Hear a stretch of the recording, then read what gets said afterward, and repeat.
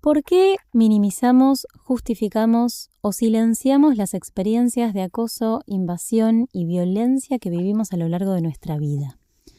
¿Qué costo tiene para nuestro cuerpo, nuestra voz y nuestra forma de vincularnos el haber aprendido a callar, congelarnos, complacer o desconectarnos para sobrevivir?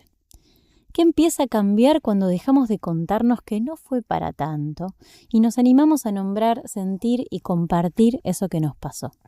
En este episodio me meto de lleno en algo que atraviesa la vida de todas las mujeres: la violencia cotidiana sobre nuestros cuerpos. Desde lo más explícito hasta lo más sutil, desde lo que sí se nombra hasta todo eso que quedó normalizado. Te invito a comprender las respuestas que fuimos armando para sobrevivir y a mirar el costo que eso tuvo en nuestra voz, en nuestro deseo y en nuestra forma de habitar el mundo. Porque cuando dejamos de callarnos, algo se ordena distinto. Y esa transformación no es solo individual, es colectiva. Todos se van a dar cuenta de que sos una farsa el ridículo. No es suficiente. Lo vas a lograr. Si hacerlo perfecto, mejor no lo hagas. Nadie te va a creer. Son tan buenas.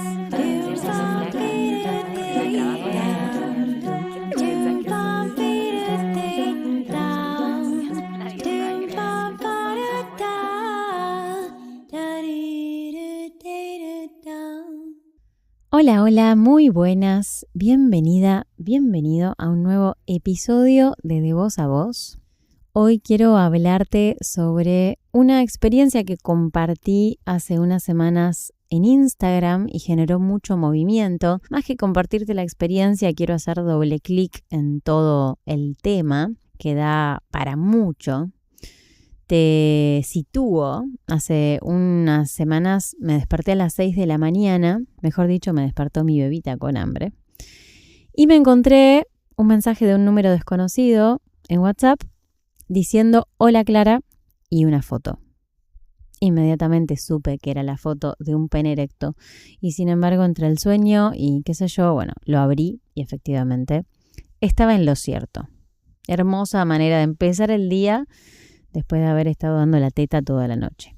Lo bloqueé inmediatamente, intentando eliminar de mi sistema lo más rápido posible una imagen que inevitablemente quedaría grabada, junto con todas las otras a las que estuve expuesta a lo largo de mi vida, como el 99% de las mujeres de este planeta, para ser generosas. Le di la teta a mi hija mientras leía un libro, intentando distraerme, pensar en otra cosa, diciendo, ya está. Pero el cuerpo gritaba más fuerte. El impacto fue inevitable. La implosión de furia, el asco, el miedo, el resentimiento. Una sensación muy familiar que cada vez que me sucede algo de este tipo vuelve a emerger. Principalmente por la impunidad de la violencia. La impunidad. Hacer lo que se te canta el orto con otra persona sin consecuencias. Esta persona se masturbó, me mandó una foto y siguió con su vida como si nada. Y esto siempre fue así. El odio y la impotencia de no saber qué mierda hacer con eso, ¿viste? Lo primero que pensé fue, no se lo voy a contar a Benja, mi pareja, para que no se preocupe, para que no se enoje. Y por suerte, al toque me rescaté y me di cuenta, ¿no?, de ese mecanismo automático que nos lleva a hacer silencio. A no contarlo, a poner primero el malestar del otro. Entonces se lo conté. Y no solo se lo conté y pude como expresar toda mi furia al respecto, sino que espontanísimamente dije, lo voy a compartir en Instagram. ¿En qué andan las pibas? ¿Qué piensan de esto, ¿no? ¿Qué está pasando? ¿Qué hacemos con esto? Gracias a la lucha feminista, básicamente, hoy yo puedo hablar, lo puedo contar. Y eso no solo no tiene consecuencias mortales para mí, sino que además aviva la voz de todas las mujeres que se sienten conmovidas porque lo vivieron. Además de contarlo, les pregunté, ¿qué herramientas tenemos hoy para frenar este tipo de violencia? ¿Cómo respondemos colectivamente al acoso? Sabiendo que denunciar lamentablemente no es una opción real. Hasta que no estás violada y muerta, no es suficientemente grave, ¿no? Para el patriarcado solo es violación si estás muerta. Si no, fue, como dice Malena Pichot, tan solo algo confuso de lo que sos total y absolutamente responsable. Muchísimas mujeres me transmitieron su apoyo, su empatía, su abrazo, lo cual me hizo muy bien. Me compartieron sus experiencias y sus ideas respecto a esto que yo les preguntaba. Se habló mucho de la respuesta de la policía, que por lo general pone el foco en lo que se llama la mala víctima, en todo lo que esa mujer hizo para que eso le suceda, en la culpa de cómo estaba vestida, de que estaba sola en un horario peligroso, de que como vive en una ciudad que no es segura, donde esto pasa muy seguido, se tenía que mudar a otra ciudad, etc.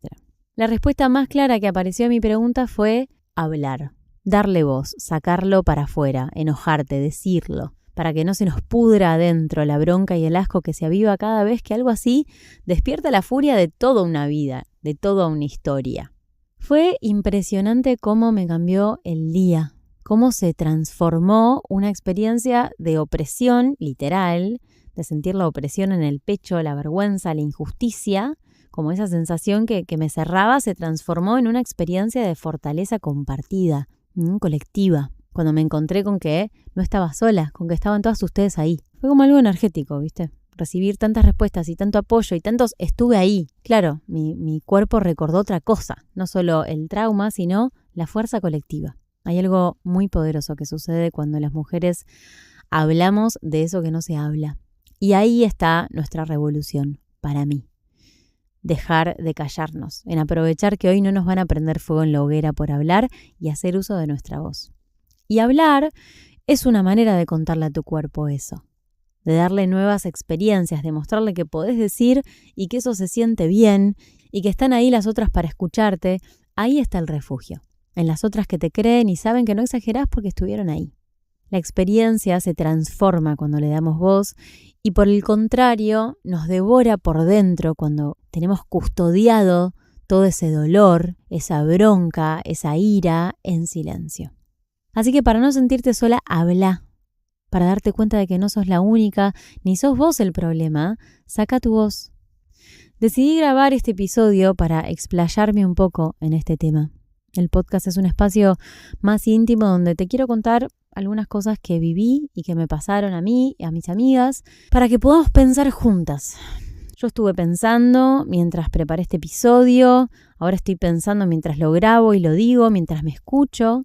Y vos, mientras estás ahí, caminando, tomándote unos mates, mirando por la ventana, manejando en el coche, en el auto, donde sea que me estés escuchando, puedas también pensar conmigo, recordar conmigo, sentir conmigo y elegir juntas qué vamos a hacer hoy. Es una manera de tomar agencia sobre eso que nos pasó y poder elegir por nuestra propia salud y de las mujeres que nos rodean y de las mujeres que vendrán, ¿no? ¿Qué vamos a hacer con esto?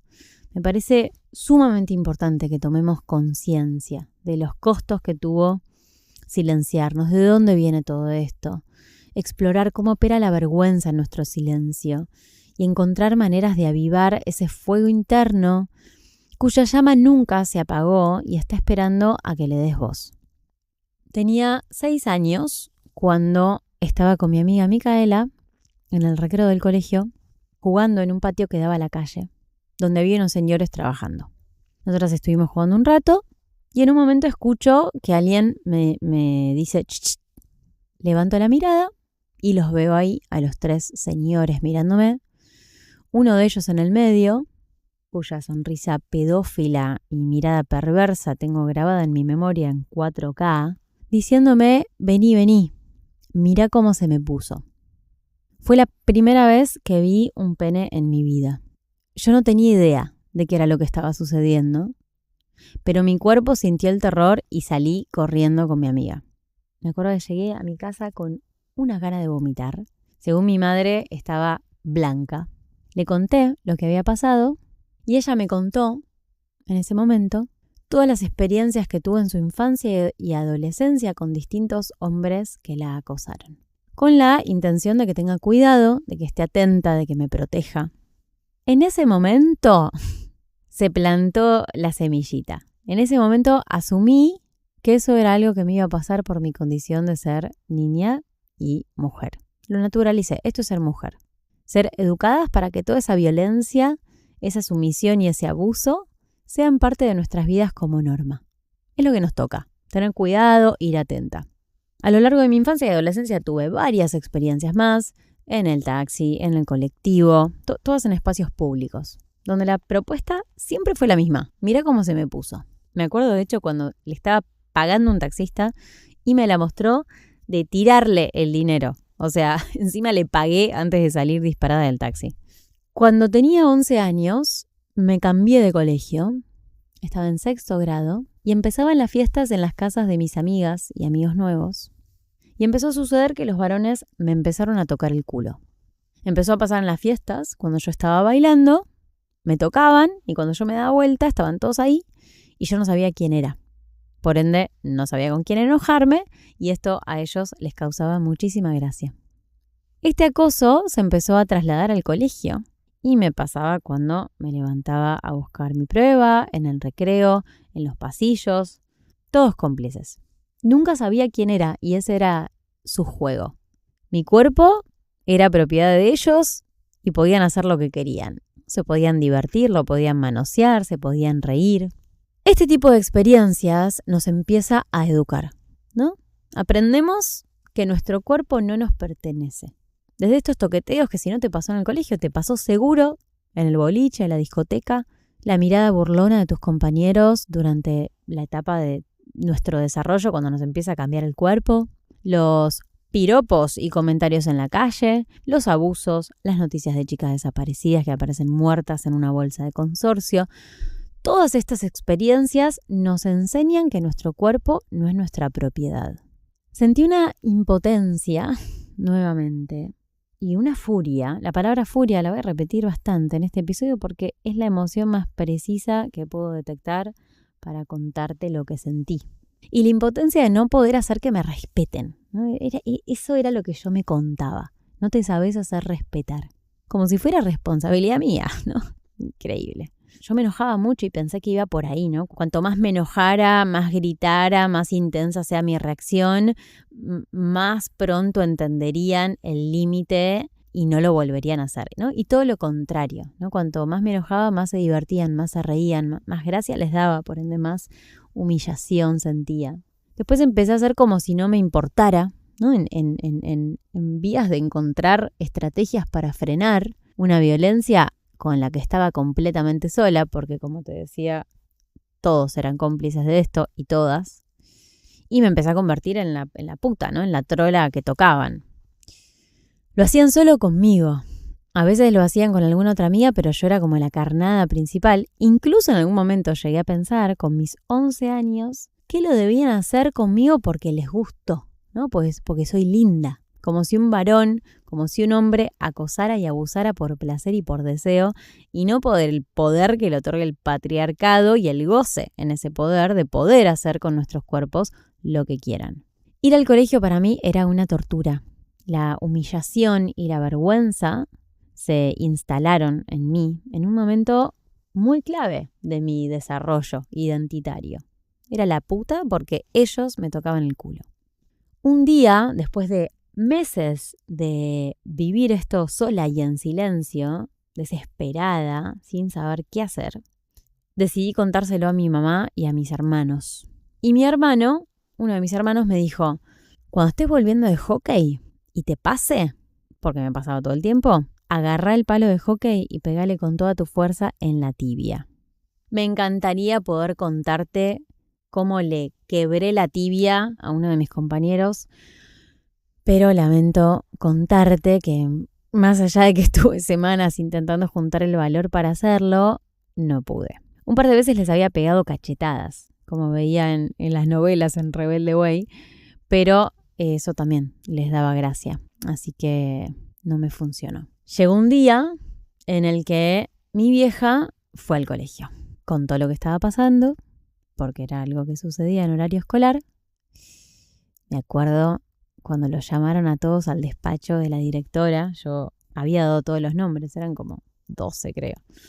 Y me acuerdo, tengo la imagen grabada de ellos saliendo de ahí, secándose las lágrimas con la remera, con la camiseta, tapándose la cara, llorando por el castigo. Los habían suspendido unos días, me acuerdo que los sacaron de los torneos de fútbol y no sé, creo que los amonestaron. Bueno, nunca más volvió a suceder. Sin embargo, el terror a ser la puta quedó, ¿viste? Quedó impregnado en mi forma de vincularme y de estar ahí. Entonces me convertí en la intocable, en la inalcanzable.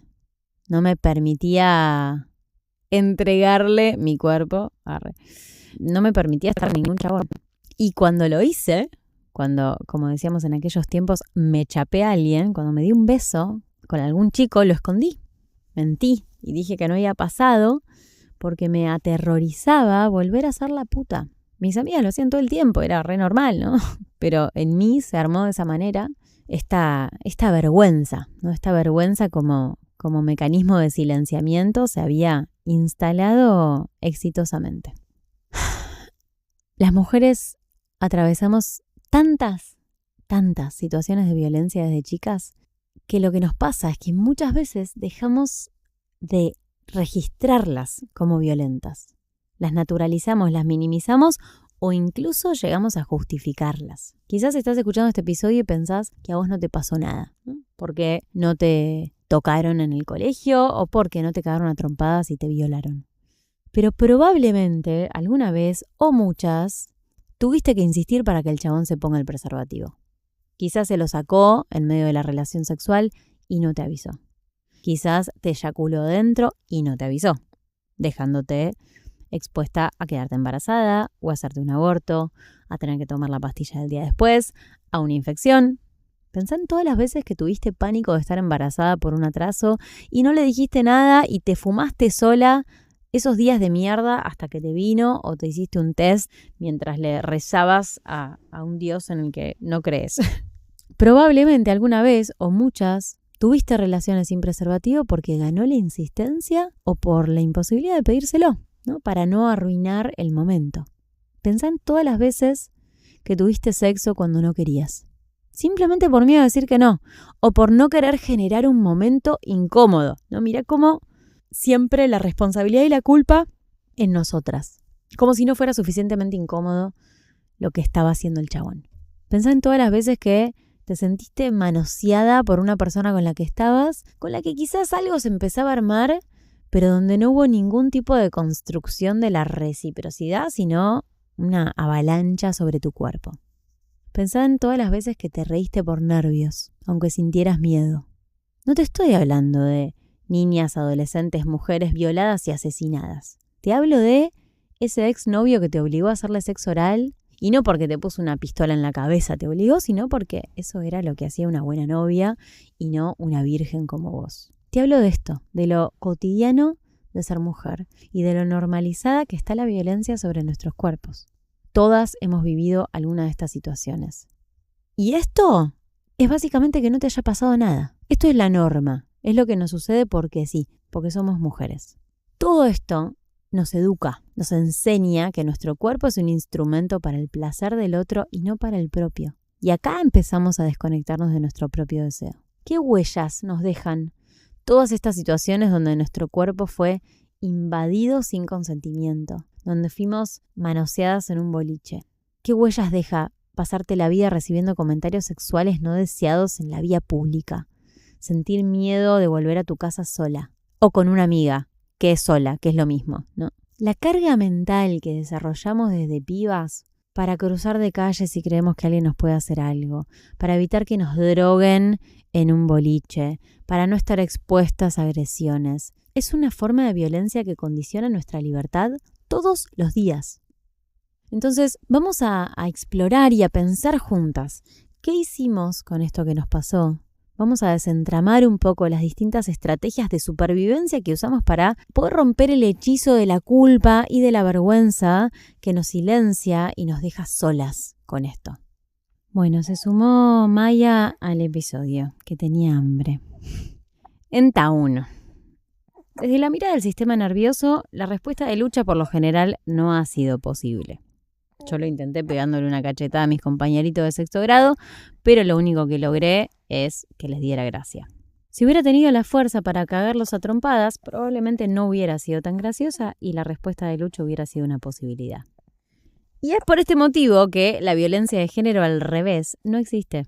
Malena Pichot, en su libro Enojate Hermana, habla de esto, mencionando que el poder y los privilegios residen históricamente en el mismo sector de la sociedad y eso no se da vuelta de repente. Entonces, cualquier ataque de un hombre a una mujer es injusto porque la mujer no puede romperle la cara. Por supuesto que una mujer le pegue a su novio es violento, pero no es machista. No es una persona ejerciendo todo su poder simbólico y biológico sobre alguien que no lo tiene. Y ella trae el ejemplo de Casero, que cuenta que sus novias le habían pegado, desarrollando esta teoría sobre la violencia de género al revés, en vez de entender que sus novias eran violentas y que él, teniendo 60 kilos más que ellas, nunca estuvo realmente en peligro, más allá de que la situación fuera claramente violenta. Huir es la segunda respuesta del sistema nervioso si luchar no es posible. ¿Cuántas de nosotros salimos corriendo de ese taxi, de esa calle oscura, yo y mi compañerita a los 6 años, sin entender qué estaba pasando, mientras nuestro cuerpo disparaba la respuesta de huida, haciendo que salgamos de ahí? La tercera respuesta es quedarnos congeladas, es el shock, es quedarte inmóvil, la estrategia de supervivencia que aparece cuando ni la lucha ni la huida son posibles. Nos desconectamos del cuerpo para no sentir. ¿A cuántas de nosotras nos ha pasado? Desde un abuso con un desconocido o familiar o tu propio novio. No querer, no poder decir que no y quedarte, pero huir a través de la disociación, ¿no? Como estar pero no estar y no sentir nada. Hay un episodio del podcast que se llama Cuando me escupieron en la cara, donde me explayo bastante sobre esta respuesta de congelamiento. Comparto una experiencia de mi época de música callejera, donde te la spoileo un toque por acá. Mientras tocaba en la calle, un tipo me escupió en la cara mientras yo cantaba, y mientras pasaba la gorra por las mesas empezó a gritar que yo era una prostituta y que le acababa de practicar sexo oral en la esquina. Te comparto mi experiencia de shock y cómo a partir de esto entendí todas las veces que mi cuerpo me protegió de esta manera, congelándome. Y cómo cambió el relato de sentir que yo había sido una cobarde por no poder defenderme y echarme la culpa por cosas que me habían pasado, a comprender que mi cuerpo me había salvado la vida. Desde situaciones de acoso a discusiones con parejas violentas donde me quedaba en blanco sin poder decir nada. Así que escúchalo si querés, es cortito, está bueno y creo que aporta mucha luz para transformar lo que nos contamos respecto de eso que nos sucedió y cómo reaccionamos. Y también te recomiendo una serie que está en HBO que se llama Pubertad. No te la spoileo más, búscatela. Va un poco sobre este tema también del acoso. Algo que te cuento en ese episodio, que probablemente lo escuchaste 1000 veces, pero recordámoslo, cuando una gacela responde congelándose frente al ataque de un tigre, frente al que no tiene chance luchando y cuando huir ya no es una posibilidad, una vez el peligro pasa, la gacela se sacude de su cuerpo todo ese estrés. A nosotras no se nos enseña eso porque ni siquiera contamos lo que nos pasó, entonces ese trauma se queda encapsulado en el cuerpo. Todo el miedo, el pánico, el dolor queda grabado en nuestras células. Entonces la disociación se vuelve un mecanismo necesario para seguir adelante en tu vida cotidiana. En ese momento es un mecanismo que te salva la vida y por eso le agradecemos muchísimo. Pero lo que sucede después en nuestra adultez es que nos termina poniendo en peligro. Porque al estar disociadas, apagamos las señales de alarma que nos informa nuestro cuerpo. Como dice Ingrid Clayton, pintamos de blanco las señales de alerta roja. Aprendemos a ignorar nuestro instinto, cómo se siente la seguridad en el cuerpo, cómo se siente el peligro en el cuerpo. Y acá hay algo muy clave que explica Nazaret Castellanos desde la neurociencia, y es que el cuerpo detecta el peligro antes que la mente. No es metafórico, literalmente cuando algo sucede, una mirada, un tono, una situación, la información primero pasa por circuitos más rápidos del cerebro, particularmente la amígdala, que es una estructura que se encarga de detectar amenazas. Y esta vía es unos milisegundos más rápida que la que va a la corteza, que es donde pensamos y le damos sentido a lo que está pasando. Entonces, primero que nada, lo sentís en el cuerpo. A ese nudo en la panza, una incomodidad, una tensión, algo que no te cierra, ¿viste? Algo que no se siente bien. Y después aparece la cabeza intentando explicarlo. Entonces lo que pasa muchas veces es que el cuerpo te avisa, pero la cabeza te dice que, bueno, estás exagerando, que no es para tanto, que la estás flasheando, que seguro interpretaste mal. Y no le creemos al cuerpo. Y otras veces pasa todavía algo más heavy, que es de lo que venimos hablando, que estamos tan disociadas, tan desconectadas, que el cuerpo directamente deja de ser escuchado, ¿no? Está dormido.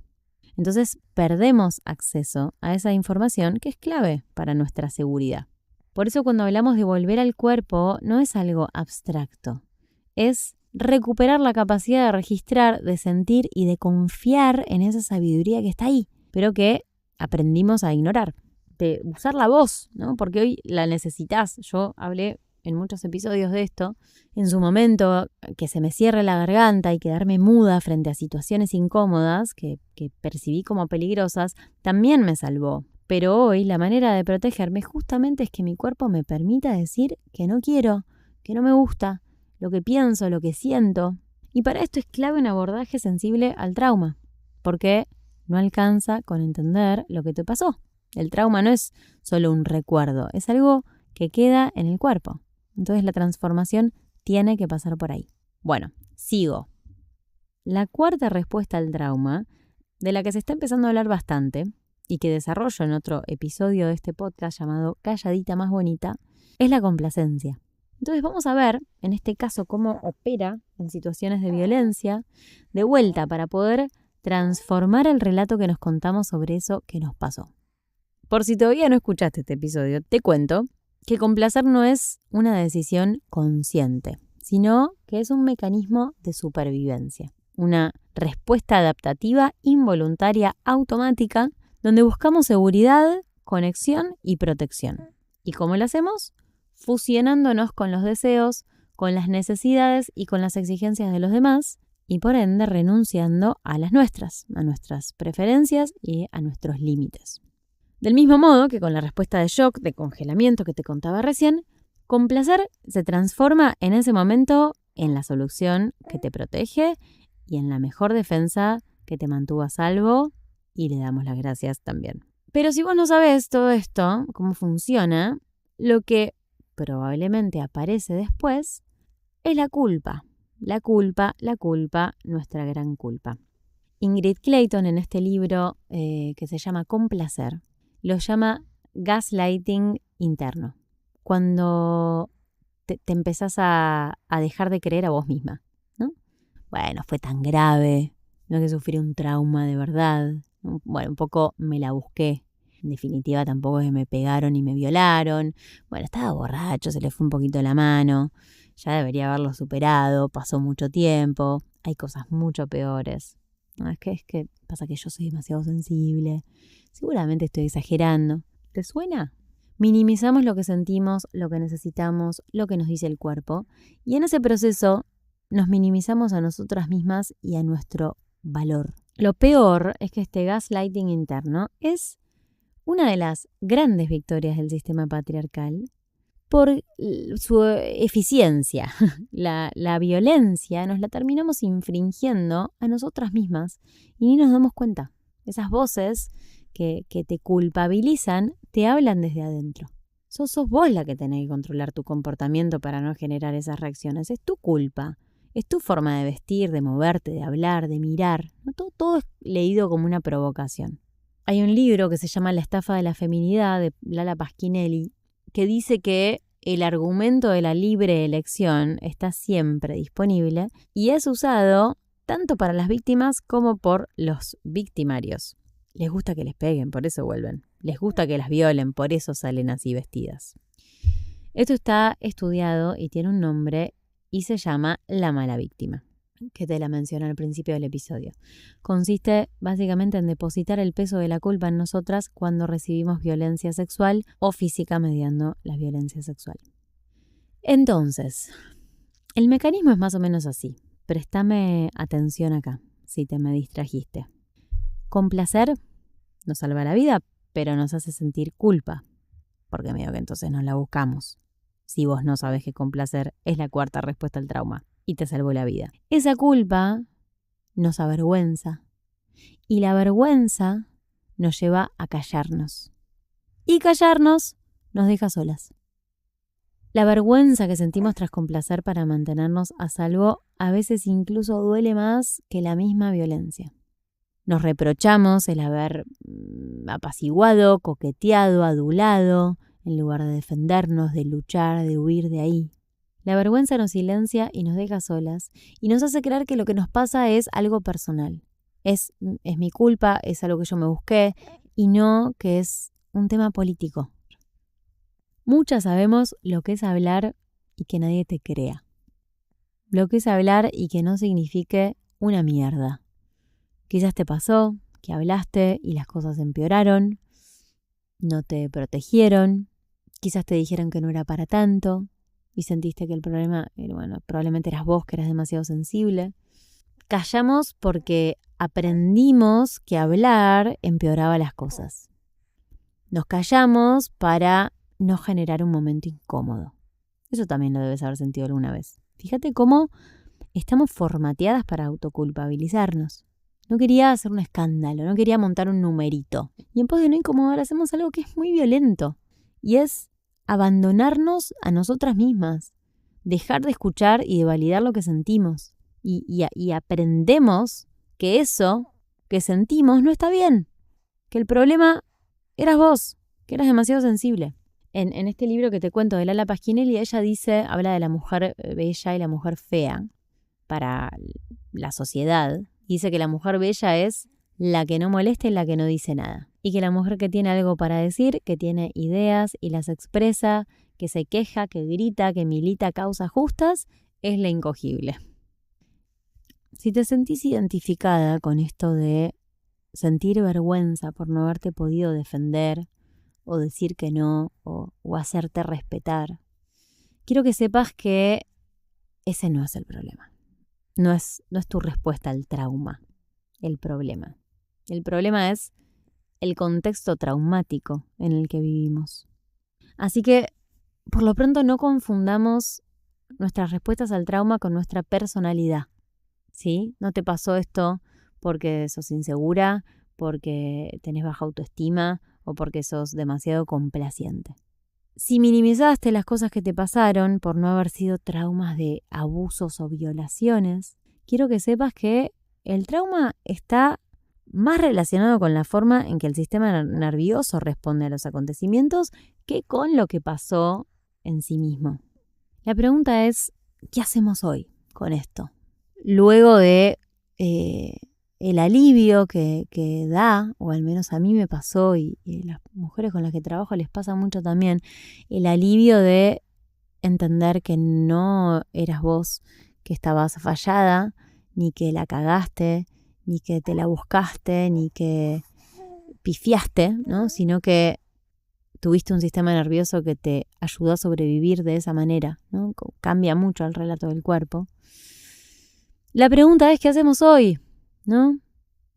Creo que la verdadera resiliencia no va de ignorar lo que pasó y olvidarlo y sepultarlo en el fondo del tarro, sino justamente en crear espacio para poder sentir, para poder procesar y para poder integrar lo que experimentaste. Porque si no te permitís sentir esa ira, esa incomodidad, ese sentimiento de injusticia, ese dolor, esa frustración, es muy difícil que vos puedas recuperar tu voz, tu autenticidad, tu frescura y tu libertad. Y por eso el trabajo con el cuerpo es fundamental y hacerlo en grupo juntas es exponencialmente sanador. Yo me callé por mucho tiempo lo que me pasó, hasta que en algún momento habló una, después habló otra y como un efecto dominó nos empezamos a animar, ¿viste? Empezamos a encontrar la fuerza en el colectivo. Como te contaba al principio del episodio, lo que más apareció como respuesta a qué hacer con esto fue encontrarnos y hablar, con orgullo y no con vergüenza. La experiencia se transforma completamente cuando le damos voz. Y nos devora por dentro cuando nos pasamos la vida custodiando esa vergüenza y esa culpa en silencio. No subestimes el poder que tiene decir y expresar lo que te pasó en un espacio seguro. Esto es importantísimo. Creo que es uno de los valores más reconocidos por las mujeres que vinieron a mis programas. El el alivio de sentir un espacio de seguridad libre de juicios, donde poder aflojar y sentir en el cuerpo la confianza para hablar. Ahí está el refugio, en las otras que te escuchan, que te creen, que no te juzgan, que saben que no exagerás porque estuvieron ahí. Para no sentirte sola, tenés que hablar. Para darte cuenta de que no sos la única, ni sos vos el problema, tenés que salir ahí a buscar tu tribu y sacar la voz. Porque cuando sacás la voz, la vergüenza pierde poder sobre vos. Cuando te encontrás con las otras, emerge una fuerza. Se despierta la potencia, ¿viste? Salimos de esa pequeñez en la que nos tiene presas la culpa y nos hacemos enormes. Y hablar, contarlo, compartirlo, deja una nueva huella. Y acá hablo no solo de experiencias de abuso o de acoso, hablo de todo lo que callamos y silenciamos de nuestra persona y de nuestras emociones para encajar y pertenecer. Todo lo que apagó nuestro fuego, nuestra frescura, destrozó nuestra creatividad, eclipsó nuestra potencia. Hay algo muy poderoso que se genera cuando las mujeres nos juntamos a hablar de eso que no se habla. Y ese es el activismo que milito, porque como te decía al principio del episodio, para mí está acá la revolución. ¿Qué hacemos con esto? Todas esas historias que están guardadas en tus tejidos están esperando a ser expresadas, a tener voz, a tener tu propia validación.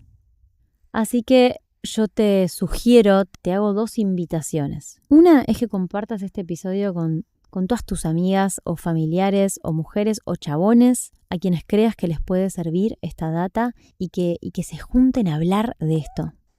Y otra es que busques espacios donde puedas hacer este trabajo acompañada.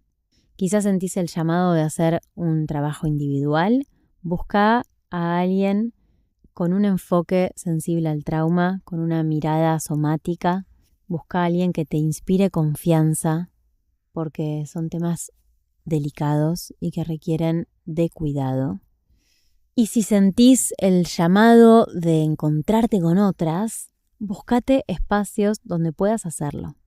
Acá, de mi lado, si resonás con mi manera de trabajar, tenés las puertas abiertas al programa Integrando tus Voces, que es un viajazo de 12 semanas de recuperación personal, de integración de todas tus partes, de vuelta a casa, a vos, a recuperar tu voz, a asumir tu autoridad y tu responsabilidad de vivir la vida según tus propios términos, a vivir la vida que vos querés vivir.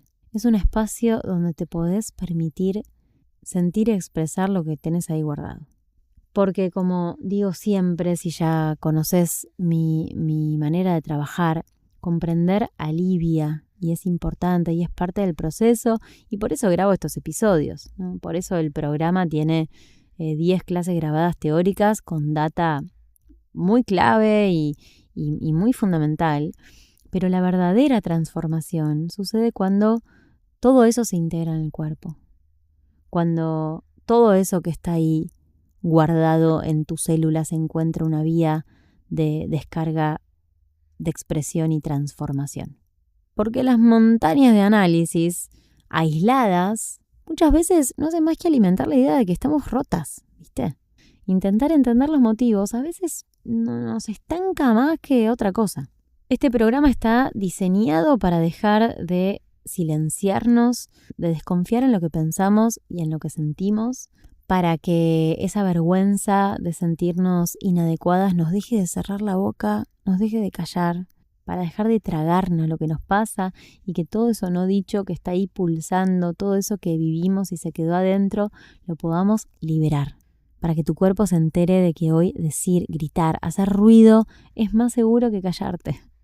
Romper el silencio no es solo hablar, es aparecer en el mundo, siendo las que somos, dejándonos ver, mostrándonos con lo que hay, para empezar a entablar ese contacto con el cuerpo y recuperar esa sabiduría que tenés ahí, de saber cuándo decir que no, cuándo irte, cuándo salir de ciertos lugares, cuándo y cómo poner límites claros, con autoridad, en modo ninja, cómo decir que no a lo que antes decías que sí por culpa, ¿no? Para decir que sí, para decirte que sí, para decirnos que sí a nosotras.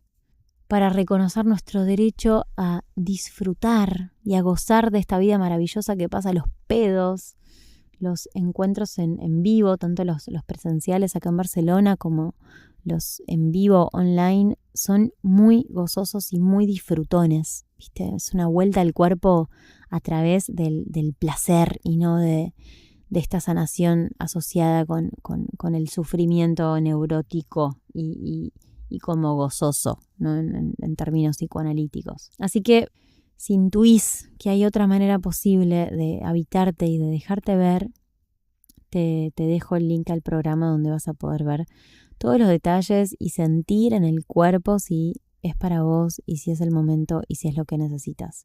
Y si es así, va a ser un placer acompañarte.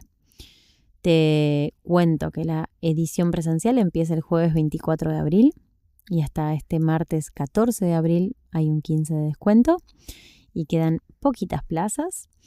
Y la edición online empieza el 5 de mayo y en un par de días voy a lanzar una masterclass para que nos veamos en vivo. Hasta acá por hoy. Estoy siempre feliz de escuchar tus resonancias sobre los episodios, así que contame lo que quieras en comentarios o en Instagram, @claradeloro con ll. Acá se quedó dormidita Maya. Te mando un beso y un abrazo enorme y nos vemos en el próximo episodio de Voz a Voz.